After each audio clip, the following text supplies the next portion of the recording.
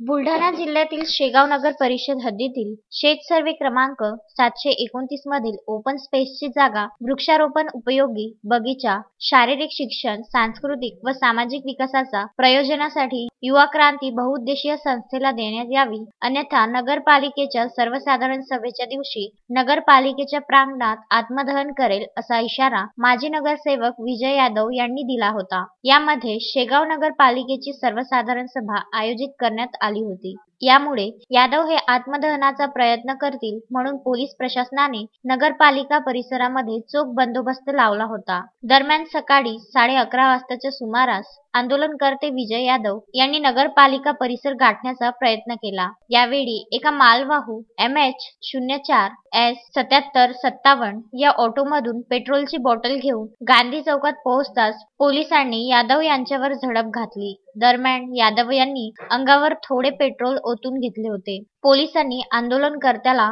धरून ठेवून petrol bottle ताब्यात घेतली, तर यादव यांच्या अंगावर आणि तोंडावर पेट्रोल पडल्यामुळे त्यांना जिल्हा सामान्य रुग्णालयात मेडिकल करून तहसीलदार यांच्या समक्ष बॉन्डवर मजकूर लिहून जमानत देण्यात आली। मोठा प्रश्न असा निर्माण होतो की आत्मदहन करण्याचा निर्माण त्यांचा स्वतःचाच होता का? कारण सदर व्यक्ती ही माजी नगरसेवक आहे।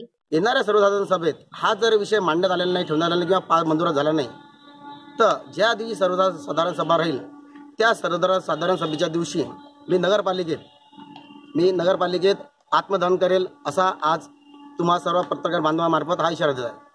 तुम्ही आता काय समजू नका हा राजकीय स्टंट असेल किंवा काय असेल। मी छत्रपती शिवाजींचा मावळा आहे, जे बोलतो ते करून दाखवतो। याच्या पहिले पण बरेचसे मी असे प्रोग्राम केलेले झालेले असेल माझ्यातून ते कार्य, तर ते एक वेळा विचारून घ्या। मी सर्व लोकांना विनंती करतो आणि पुन्हा एकदा सांगतो की हा कोणताही राजकीय स्टंट नाही आहे किंवा कोणतेही प्रसिद्धीसाठी हे करण्यात आलेलं कृत्य नाही आहे। येणाऱ्या सर्वसाधारण सभेत जर हा विषय मांडण्यात नाही आला कधी, तर मी संस्थेचा अध्यक्ष या नात्याने नगरपालिकेच्या प्रांगणामध्ये आत्मदहन केल्याशिवाय राहणार नाही। याची सर्व जबाबदारी प्रशासन तसेच संबंधित पदाधिकारी राहील, अशी मी सर्वांना सांगू इच्छितो। महेंद्र मिश्रा, विदर्भ न्यूज, शेगाव।